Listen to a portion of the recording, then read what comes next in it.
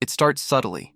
You wake up and something feels displaced. The same room, the same walls, yet the air carries a different weight, like the silence itself is watching you. You check your phone. A message you swore existed yesterday is gone. The person who once pulled you like gravity now feels faintly out of orbit. And the strangest part? No one else seems to notice. You think, maybe I'm just tired. But that ache, that quiet dissonance, is not fatigue. It's recognition. Because whether you're aware of it or not, a part of you already crossed into a new timeline. Here's what no one tells you. Timeline shifts rarely announce themselves. They arrive in micro glitches, a conversation that loops differently, a door that creaks in a new pitch, a memory that suddenly feels edited. You think you're losing track of things, but what's really happening is that your reflection changed before your eyes did. Think of reality as a mirror that's slightly delayed. It doesn't show you what you intend, it shows you what you embody. The reflection updates only when your frequency does, when the way you see yourself silently upgrades. So when that inner identity moves, even by a fraction, the mirror adjusts. People drift. Opportunities reshuffle. The version of you who once fit the old scene is no longer visible there. You didn't lose anything. You simply stepped out of resonance with a previous echo. And that's why lately, life might feel both foreign and familiar, because you're standing between reflections. What if the discomfort you're feeling isn't a breakdown, but the loading screen of a higher timeline? Let's decode how to read the mirror, and how to stabilize in the version that's already waiting for you. Let's slow it down. What does it actually mean that your timeline shifted? Not in the fantasy sense, in the quantum sense. Think of the mirror again. Every reflection isn't fixed, it's fluid, alive, constantly rewriting itself based on what you radiate. Each thought, each emotional signature sends a subtle instruction to the field. This is who I am now. The universe listens, not through words, but through coherence. And coherence isn't about positive thinking. It's about alignment between your inner broadcast and your embodied truth. You can imagine the quantum field like an infinite hall of mirrors. Each mirror represents a potential timeline, one where you already healed, one where the call came through, one where you said yes, one where you stayed silent. Every moment you're standing before billions of reflections, but only one becomes visible, the one that matches your frequency of self-recognition. When people say you changed overnight, what really happened is that your identity emitted a new pattern, and the mirror rearranged itself to reflect it. Here's the pivot. You don't travel between timelines in the physical sense. They collapse toward you when your internal coherence strengthens. The moment your inner story updates, the quantum field reorganizes to confirm it. It's like standing in front of a mirror and realizing the image moves after you shift, not before. You can't force the reflection to smile if you're still frowning, but the instant you change your posture, the reflection obeys. Reality isn't testing you. It's syncing with you. That's why glitches happen. The delay between who you were and who you are becoming creates temporary distortions, missed calls, sudden disconnections, déjà vu, or emotional fog. The field is catching up to your new pattern. Notice this. The moments that feel most uncertain are often proof that the mirror is mid-update. You're in the space between stories, where the old identity can't find its reflection, and the new one hasn't fully loaded. Most people panic there.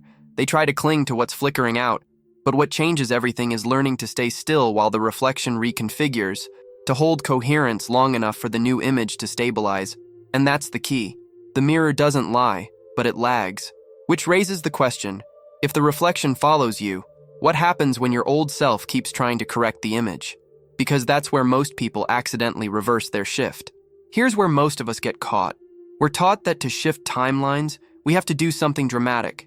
Say the affirmation louder, visualize harder, script the outcome until it obeys. But the mirror doesn't respond to effort. It responds to embodiment. That's the myth, that reality moves because you demand it. The truth is, it moves because you match it.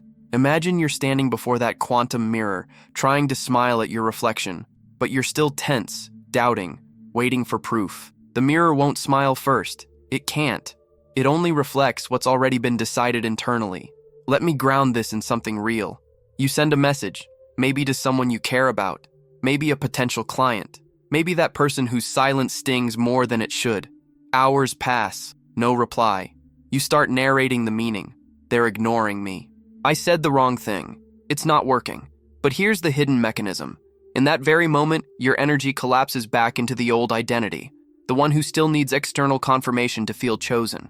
The mirror senses the regression and obeys. The timeline where the message did arrive, where connection was mutual and open, flickers out of phase. Notice what really happened. The lack of reply wasn't the cause. It was the mirror pausing, waiting to see which version of you would hold. When you interpret delay as rejection, you tell the field, "I'm not safe in uncertainty." And the field, always obedient, mirrors that frequency. More uncertainty, more waiting. But if you breathe, drop back into your body, and remember, the reflection is delayed, not denied. Something strange begins to occur. The tension dissolves. The timeline realigns. Often the message shows up. Not because you forced it, but because you stopped broadcasting absence. This is the subtle art of timeline stability, letting the reflection catch up without interrupting it with panic. So the myth we're dissolving is this: you don't manifest through action alone. You manifest through sustained embodiment, under ambiguity. That's why your power is never in the doing. It's in who you remain when nothing responds yet. But if that's true, why does the body resist so fiercely during that waiting period? Why do we feel unsafe in neutrality, as though nothingness itself is rejection? That's not mindset. That's nervous system programming. And it's exactly where the next layer of the shift begins. Let's get honest for a moment. You can't outthink a dysregulated body. You can say every affirmation, visualize every possibility, but if your nervous system is signaling danger, the mirror only reads that signal. Because coherence, the true bridge between timelines, begins in the body, not the mind. Think of it like this. Your nervous system is the translator between your inner frequency and the quantum field. When it's chaotic, the translation gets scrambled. You broadcast mixed messages. I'm safe, I'm threatened, I trust, I doubt, I want, I fear. The mirror reflects that static as confusion in your external world. People flake, plans shift, opportunities stall. It's not punishment, it's resonance. Here's the pivot. Safety isn't the absence of fear. It's the ability to stay present while fear passes through. When your body learns that sensation doesn't equal danger, the broadcast stabilizes. Let's make it tangible. A 30-second coherence practice. Right now, unclench your jaw. Drop your shoulders. Let your breath fall into your belly instead of your chest. Then, imagine a soft golden current moving from your heart outward, like exhaling light through your ribs. Keep your focus there for 5 slow breaths. What you're doing isn't imagination. It's recalibration. You're teaching the mirror. This is the vibration of safety. When the body feels anchored, the field receives a clean signal.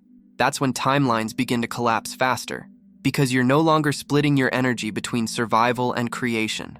Notice the subtle paradox. The more you chase control, the less coherent you become.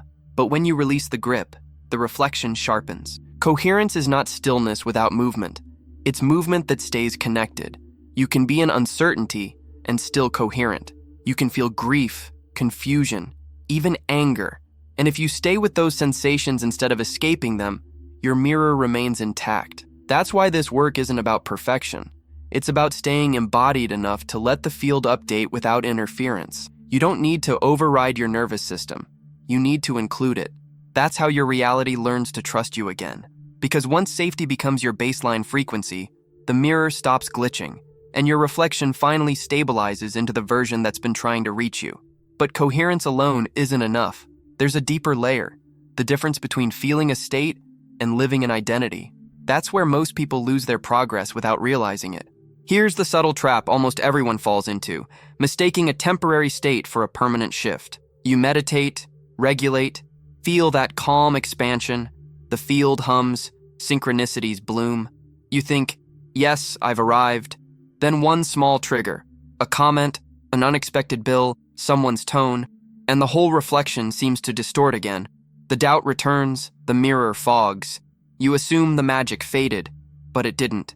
The timeline didn't reverse. Your identity simply defaulted back to its older broadcast. A state is like a spark, beautiful, illuminating, but brief. An identity is the constant current that keeps the light on. Let's be precise. Your nervous system can access peace for a moment, but unless your self-concept learns to hold that frequency as normal, the body won't sustain it. The mirror reflects consistency, not intensity. Most people chase the high of temporary alignment, the feeling of "I've cracked it." They jump timelines for a day, then wonder why things flicker. But the field doesn't respond to moments. It responds to embodiment. Identity is what you believe is safe to be. That's why when you stretch into a higher frequency, it often feels unsafe, because your system still associates expansion with loss, rejection, or exposure. And so, the field waits. It pauses until your internal permission catches up. Let's shift the metaphor. When you hold a state, you're trying to imitate the reflection. When you live the identity, you become the reflection's source. Ask yourself, who do I believe I am when no result has appeared yet? That answer reveals your active timeline more accurately than any vision board ever could. Here's the pivot. Manifestation doesn't fail. Identification does. The mirror isn't denying you. It's protecting the integrity of the signal. It won't stabilize a reflection that contradicts your sense of self. So how do you shift from fleeting state to anchored identity? You don't force the new image, you inhabit it. Through micro-decisions, posture, tone, silence. Identity isn't declared. It's rehearsed through embodiment until it becomes muscle memory. But this realization comes with a cost, because once you stabilize identity, the timelines that matched your old self start dissolving fast. That's when you feel like people vanish, careers reroute, or your preferences mutate overnight. It can feel like loss, but it's actually synchronization, because the moment your mirror updates, your old reality can no longer see you, which leads to a deeper revelation. If identity selects the reflection, then timelines aren't sequential. They're simultaneous. And the question becomes, how do you navigate a universe where all your versions already exist? Let's stretch perception for a moment.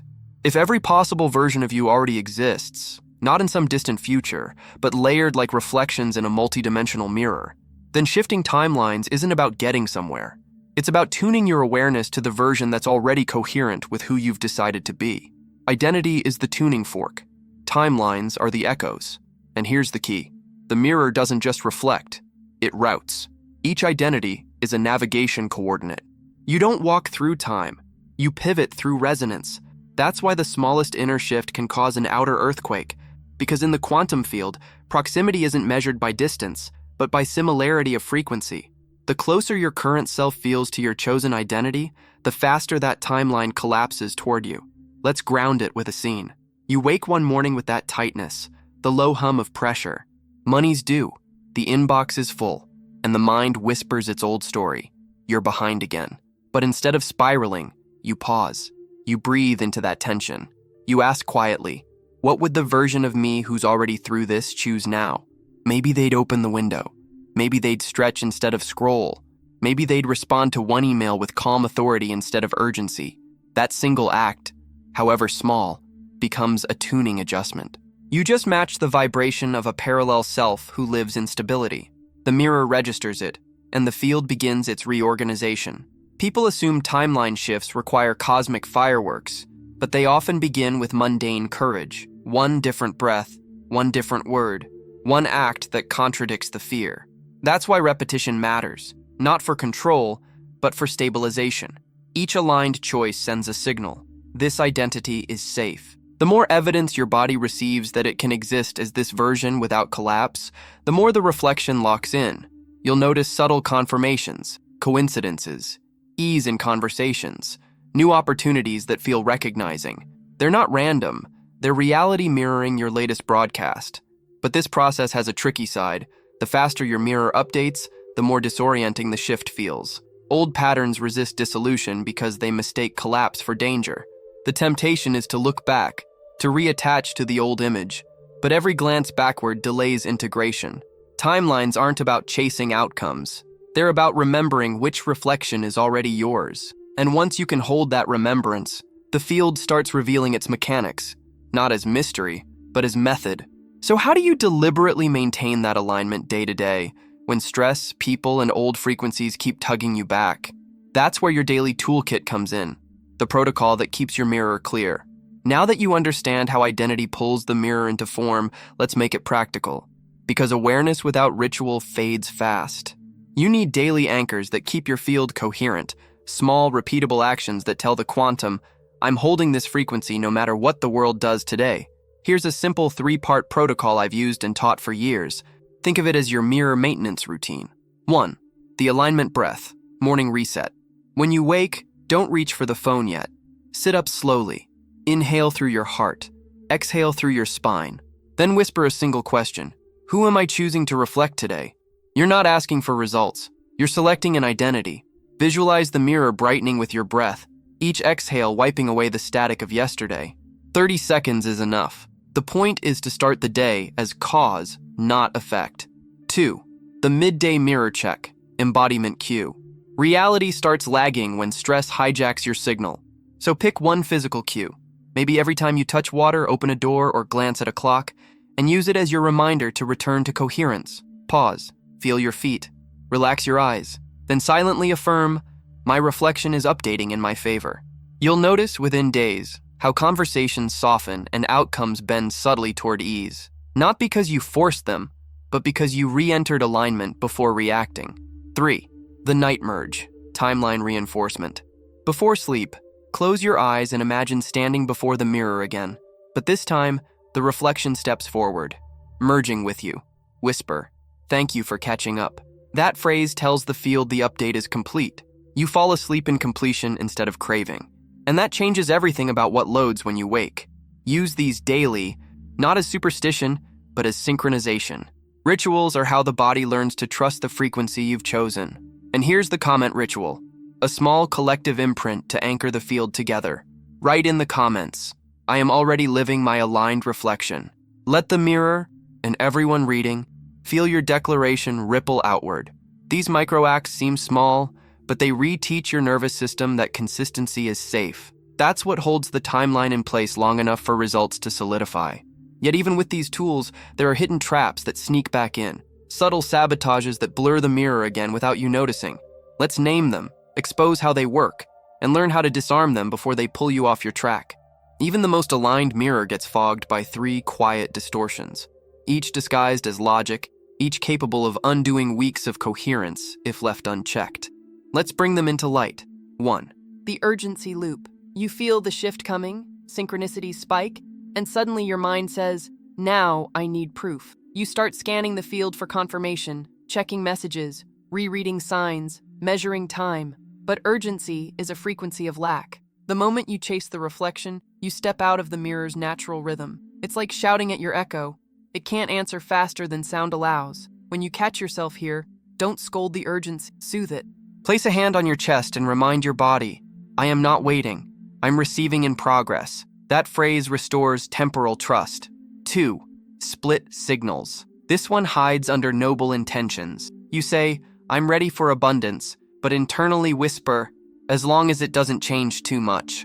The mirror reads both statements, so it renders a blurred version, half progress, half stuck. Split signals come from unintegrated fear of success, exposure, or loss of control. To clear them, speak your buts out loud. Literally, I want X, but I'm afraid Y. When fear is named, the static dissolves. The field prefers honesty over pretense. 3. The over-control reflex. This one is subtle and deadly. You think you're being responsible, micromanaging every step, strategizing outcomes, but control compresses frequency. The mirror becomes narrow, reflective only of anxiety. The more you force, the more resistance multiplies, not because you're wrong, but because you've left no room for quantum orchestration. Remember, the mirror doesn't need management, it needs consistency. Your job isn't to sculpt the reflection, just to stay visible in the truth of your identity. Here's a quick exercise when sabotage creeps in. Pause and ask, is this an act of trust or control?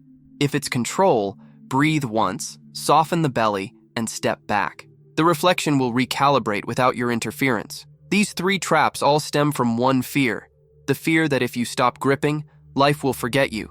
But coherence doesn't need reminding. The field doesn't lose track of a steady signal. When you learn to live in that trust, not blind faith, but embodied permission, the mirror clears instantly. And that's when you can finally bring the shift into motion, into how you walk, speak, eat, and engage with the world. Because the real test isn't when you meditate, it's when you move. So how do you bring quantum coherence into every mundane act without turning your day into a ritual checklist? Integration isn't a practice you do. It's how you walk through existence once you realize the mirror never stops reflecting. Every moment is an interaction with your timeline. Every gesture is a broadcast. The challenge is subtle. We often treat alignment as a sacred session, a meditation, a journaling ritual, and then re-enter daily life as though the mirror turns off. But the field doesn't clock out. It listens through tone, breath, posture, silence. So here's how to weave coherence into the ordinary. When you walk, notice your gait. Is it rushing, collapsing, apologizing for space? Slow it down. Walk as though gravity recognizes you, because it does. That slight shift in movement changes the feedback your field receives. You're saying, I belong here. When you eat, don't scroll. Look at your food. Appreciate the color, the scent. Whisper, this is my future feeding me. That tiny reverence upgrades digestion, not just physically but vibrationally. You're signaling safety and sufficiency. When you speak, feel your words leave your chest. Most people speak from tension, their voice projected from the throat, disconnected from their center. But when you let sound rise from your body, your voice carries coherence. People can't explain why they feel calmer around you. It's because your mirror is regulating theirs. In conversation, practice receiving before reacting. Don't rush to fill silence. Let the field show you its reflection through the person in front of you. Sometimes what they say isn't the message. It's a mirror glitch showing where your next upgrade lives. Even mundane actions while washing dishes, tying shoes, closing doors are points of calibration. Every act done with awareness teaches the field that you are consistent even in repetition. That's the code of stability. And here's a powerful observation. When you stop separating spiritual time from ordinary time, your timelines merge. The mirror becomes continuous. You stop toggling between versions of yourself. Still, integration brings its own paradox. As your coherence deepens, your outer world begins to expand rapidly. New people, opportunities, visions. The mirror starts reflecting larger and larger possibilities. But here's the cliffhanger. Expansion always tests the edges of your safety. Your reflection begins showing you more light and more shadow, because the field won't just amplify your desires, it will amplify your readiness to receive them. And that's the next initiation. Learning to stay coherent when the reflection grows brighter, faster, and more unpredictable than before. Because expansion doesn't mean more, it means deeper. So let's walk into that next mirror, where your relationships, your creativity, your purpose all start catching up to who you've become. Once the mirror stabilizes, it begins to multiply. Every domain of life starts mirroring your new broadcast. Relationships, creativity, health, purpose. But each realm has its own reflection rhythm, and understanding that rhythm prevents you from misreading the upgrades as chaos. Let's start with relationships. When your frequency changes, your relational field reorganizes first. Some people will suddenly mirror back peace, openness, unexpected warmth. They're catching your new wavelength. Others may grow distant or reactive, not because they're against you, but because their reflection still matches your older vibration. Your work isn't to chase or fix. It's to remain visible as your new identity, long enough for the field to either recalibrate them or release them. Love doesn't end, it retunes. Creativity follows a similar pattern. You might notice bursts of inspiration followed by voids of stillness. That oscillation is the mirror stretching your capacity. The void isn't absence, it's the field gathering momentum for your next expression. When you feel blocked, don't push. Walk, move, breathe. The muse isn't gone. She's simply catching her reflection in your new form. Then comes health, the body mirror. Sometimes, when a big timeline shift lands, old symptoms flare up. Fatigue, headaches, tension, sleep changes. These aren't setbacks. They're recalibrations. Your cells are updating their coherence with your latest frequency. Support them with grounded things, hydration, rest, light movement. Treat your body like sacred hardware receiving a massive software update. And finally, purpose, the most volatile domain. Purpose doesn't arrive as a lightning bolt. It reveals itself as a natural consequence of coherence. The clearer your signal, the more life rearranges itself around what you actually are. You stop chasing meaning and start emanating it. Here's a brief scenario. You walk into a meeting, same office, same faces, yet the conversation flows differently. You speak without rehearsing. People listen. Opportunities unfold organically. You didn't push. The reflection did. That's the quantum proof of expansion. Effort becomes replaced by congruence. But with expansion comes responsibility. The mirror amplifies whatever you hold, alignment or distortion. So as your field grows, You'll need deeper grounding, clearer boundaries, and gentler self-talk. Not discipline, devotion. Because what most forget is that the more light you carry, the more transparent your distortions become. Expansion exposes everything unintegrated. And that's where the next layer begins, the sacred paradox. The realization that what you once called divine power and what you called surrender are the same mechanisms seen from two sides of the mirror. So let's turn that mirror one last time into the spiritual dimension where remembering replaces striving. There comes a point in every shift where the mind can't keep up, where logic collapses and something deeper begins moving you. This is the true spiritual dimension of the mirror. The moment you realize you were never changing reality. Reality was remembering you. We often imagine awakening as some grand event, but it's quieter than that. It's a subtle knowing that the reflection you've been chasing was never separate from you. Every version, every timeline, every future self, all of them were facets of the same consciousness playing hide-and-seek through form. Here's the paradox. Surrender and power are identical frequencies viewed from opposite sides. When you surrender, you release the illusion of control, and suddenly the mirror clears, revealing that it was your reflection holding the reins all along. When you step into power, you claim your authorship, and realize it's the same act of surrendering to your divine design. Think of it like this. Your higher self isn't hovering above you, pulling strings. It's standing behind the mirror, adjusting the light until you can finally see what's always been there. Every detour, delay, and heartbreak was part of the calibration. The mirror was teaching you how to see without distortion. And this is where the field stops being theory and becomes intimacy. You start noticing synchronicities that feel too precise to dismiss. A song lyric that answers your question. A stranger's phrase echoing your thought. Time bending in small, tender ways. These aren't coincidences. They're love letters from your higher coherence confirming you're in the right reflection. But don't mistake remembering for completion. Spiritual maturity isn't about escaping the human mirror. It's about loving it. You still eat, laugh, make mistakes, feel doubt. The difference is, now you witness it all as divine choreography. You start realizing that the mirror isn't outside you anymore. It's within your heartbeat, your breath, your gaze. The field lives through you.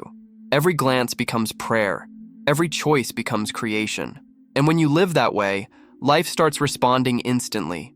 Not because you've mastered manifestation, but because there's no lag between signal and reflection anymore. That's when the old effort dissolves completely. You stop trying to become your future self, because you are the future self remembering itself in this moment. But this realization leads to the final threshold, how to live, speak, and choose from this level of coherence without drifting back into performance or ego. The final mirror turn, the resolution, reveals what this all has been pointing to since the beginning. And now, the mirror turns one final time. You began this journey believing reality was something out there, a sequence of coincidences, a stage you had to master. But now you see it clearly. The mirror was never external. It was your consciousness learning to recognize itself across dimensions. Every silence, every missed message, every sudden twist, none of it was random. They were the exact angles of light needed to reveal what you had forgotten. Your reflection has always been listening. This entire time, the quantum field wasn't testing you. It was translating you.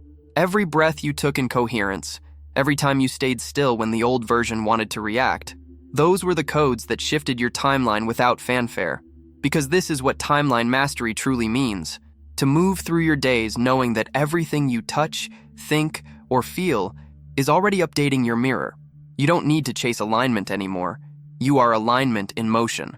And the paradox that once confused you, the gap between intention and manifestation, is simply the mirror's last shimmer before full synchronization. Now you live in continuous reflection. The field is not responding to you. It's responding as you. So tonight, when you catch your own eyes in a mirror, pause. Notice the subtle pulse beneath your skin. That's the hum of your timeline aligning. Whisper to your reflection, I see you. I'm ready to stay here now. This is what integration looks like. Not fireworks, but familiarity. You've come home to your frequency. And now, to anchor this shift in our shared field, write in the comments, my reflection has remembered me. Let the declaration echo through every version of you still waiting to awaken. Because you're no longer chasing your future. You're embodying it, right here, right now.